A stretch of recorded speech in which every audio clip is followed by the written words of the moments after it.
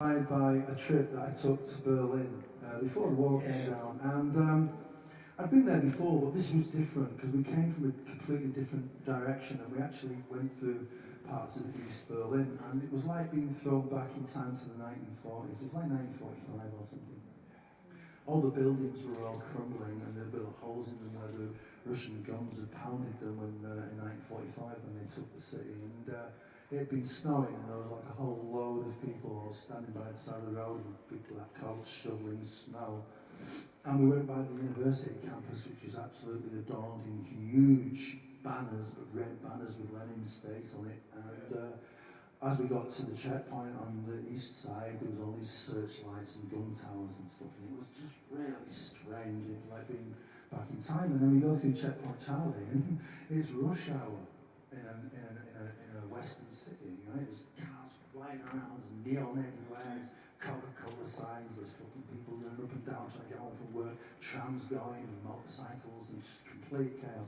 And I dived into a fast food place, and I'll never forget it. I went into this place, and it had like bright yellow plastic chairs and bright blue formica plastic tables, and they had a couple of these guys in there wearing these silly little paper hats and these little paper aprons, and they were serving up burgers you wouldn't serve to a fucking crocodile. And it was just and I'm like, and so I grabbed a nap, and I got a really weak cup of, because you couldn't even call it coffee, I don't know what it was now. And I'm just writing on a napkin, and I was imagining what would happen if the wall came down, right? And would all this just go flooding right through? Would it wash all of that remnant of the 1940s that existed just on the other side of that graffiti wall away? And what would happen? And, you know, that's pretty much what did happen. I went back shortly after the wall had come down.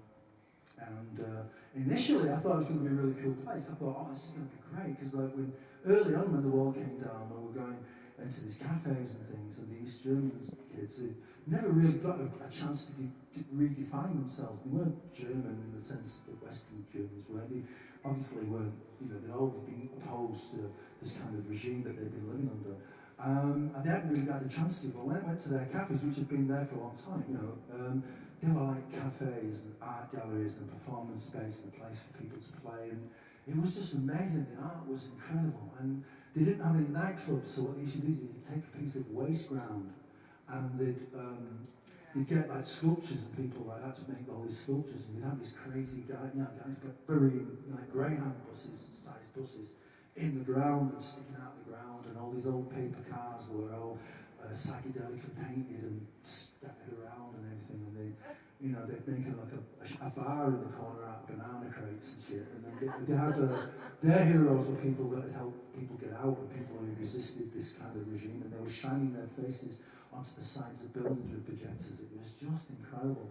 And I thought, this is going to be an amazing place. But it was washed away. It was washed away by the neon and the Chameleons and the ATM machines and the Coca-Cola signs and all that stuff. It was gone. Within 3 or 4 years, it was gone. But all that was to come. I didn't know that. I'm sitting in this fucking diary, and I'm like, and I'm writing down into this song that we were about going to record. So I'm going to play that song for you now. It's called Swamp Thing.